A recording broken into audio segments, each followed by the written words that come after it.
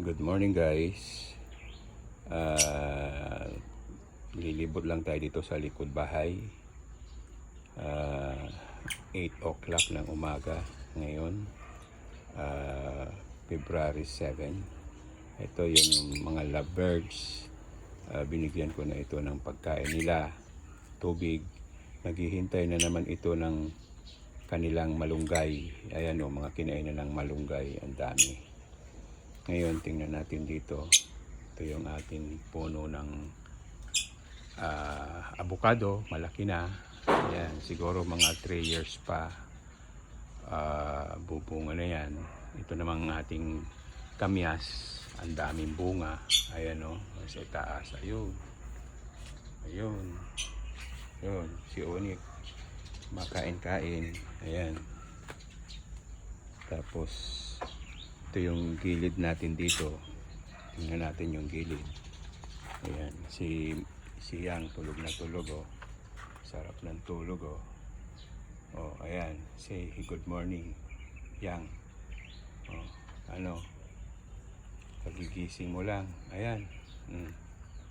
May paunat-unat ka pa. Okay. Oh, ito yung gilid dito sa bandang kaliwa. Yan, pag doon ka nakaharap sa likod. Ito yung ibang tambak na nakalagay. Yan.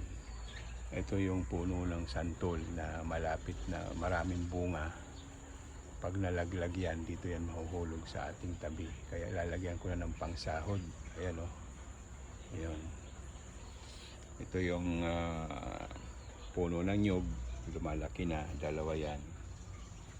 Yan. Ito yung mga orchids ni mama mo. Nyo. Ayan. So, kung makikita nyo, meron na ako ditong ginawang simento na apakan para hindi nagpuputik. Ayan o. Ayan. May mga tubig ako dito nakaready pag hugas ng paa. Ayan. Tapos may extension itong parang papag dito para kahit lumakad ka dito sa lugar na ito, hindi magpuputik. Ayan. Saka pinasisinsin ko yung may mga bato yan sa ilalim. Pinasisinsin ko na kumagat sa lupa para pag inalis ko na itong kahoy, hindi na siya nagpuputik. Ayan. Oh, Onik, say hello. Oh. Ayun si Unad eh. Ewan ko kung naglilimlim yan o nag-iitlog kasi linagyan ko yan ng isang pain lang diyan. Si Unad, pero yung 15 pieces na itlog niya nandun sa itaas kasi hindi yan marunong maglimlim, masasayang lang ulit yun. Tapos ito yung ating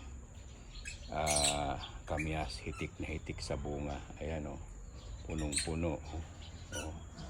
Ayan, yan, hanggang doon sa itaas oh, punong puno ng bunga. Ayan, ito may puno tayo ng malunggay dito. Kung mapansin nyo, laging walang dahon kasi laging pinapakain ko dito sa mga lovebirds. Ito naman yung puno natin ng santol, malaki na, mataba. Ayan, pinaganda ko ang mga puno para hindi, linagyan ko ng bato para hindi makalaykay ng mga manok kasi mahilig kalaykayin yan eh. Ayan o.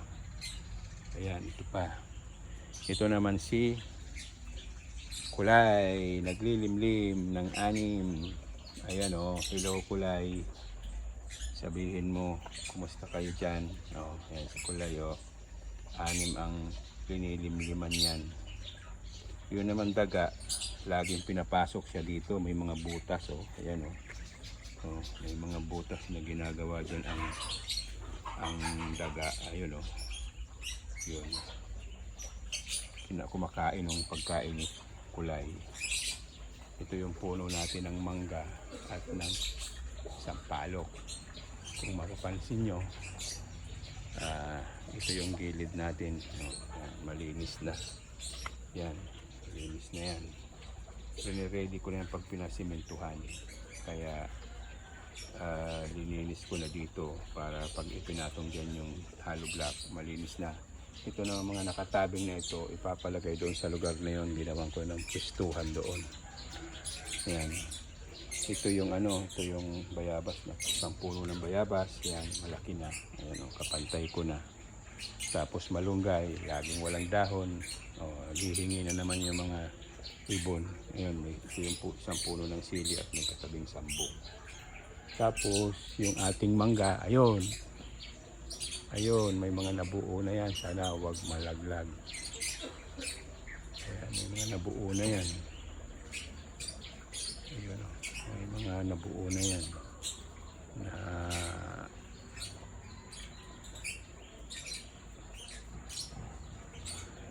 nabunga. Yan, oh, may makita kayo, may mga green na doon sa bulaklak. Nabuo na yan. Sana next year mas marami na. Ayun naman yung puno ng santolo. Ang daming bunga yan. Kano, ayun. Oh, yun. Dito yan malalaglag sa atin. Ayun. Tapos dito sa pagilid na ito, kung makikita nyo, yun. Ito yung isang gilid. Dito sa tabi ni Kuya dito. Yan, dito. Ayan, dun yung kabilang gilid. Yun. So, yan. Kumbaga malinis na dito sa gilid na ito. Yan. Yan. Ngayon, kahapon pala habang naglilinis kami dito, nakakita ako ng pinaghunusan ng ahas dito sa gilid. Ayan yung ano niya, oh, yung balat na nahunos, oh. Ayan. Ayan, sinabit ko dyan sa ano yan eh, 3 feet ang haba. Ayun, oh, kinakain na ng mga langgam yung kanyang pinanghunusan. Ano yan eh, ulupong, yung Philippine cobra. Yan. So, dito ko yan nakuha sa ano na ito, dito sa lugar na ito. Diyan, kaya sinunog ko dyan kagabi eh. Yan. Yung may mga abo na yan dyan ko nakita, nakabalandra kahapon. Naglinis-linis na rin nga ako dito eh. Ayan, pinutol ko yung mga gabi-gabi kasi ang hahaba na yan. Eh, gusto kong linisin din yung gilid na yun natin kasi masukal, delikado, baka umakyat ang ahas sa atin. Yung lugar na yun, yung madamo na yun. Yun yung may mga brown na yun, hinila ko na yun ng isang araw eh. So kailangan ko pang hilahin yung dun sa may kulay green pa na yun. Yung mga tinanim ko dito ang kamuting kahoy, ang lalaki na. Ayun, tataas na. Eh, habang ano, hindi man siya maglaman, halimbawa, eh, ano na lang siya, yung panglilim dyan sa ano natin. Baka pagdating ng araw, magkaroon din ng laman yan. Ito naman, lugar na ito, dito ko muna temporarily nagay yung mga forma. Kasi, pag ano, eh, papalagyan ko na ng simento doon. Ito yung puno ng luya, ayan o, sili, avocado, bayabas, tapos sili. Yun yung atis. Yan, ito yung malunggay. Kukuha na naman ako ng dahon pampakain. Tapos ito yung panibagong puno ng ano, ito ang susunod na magbubunga, papayang ito. Ayan. O, may mga bulaklak na nga yan eh, na maliliit. Ayun o. Tapos ito naman yung puno ng bayabas, dalawa. Ito yung tanglad, lumaki na. So pararamihin ko yan. Ito yung papaya. Yan yung dalawang yan, pahihinugin natin yan para pagkuhaan ulit ng similya na pantanim kasi ang lalaki o. Tapos yan yung mga susunod niyang bunga. Pero nakakuha na tayo dyan ng limang bungang malalaki dyan sa ilalim yan, yung dalawang yan. O ito, sa other side ng kamyas, ayan, ang daming bunga. Kumpul-kumpul yan. Yan. Ay, si Onik, nakikinig. Onik, say hello. Onik, parang inaanto ka, Onik. Onik. Ha? Okay, sige. Pag na 9 minutes na, cut muna.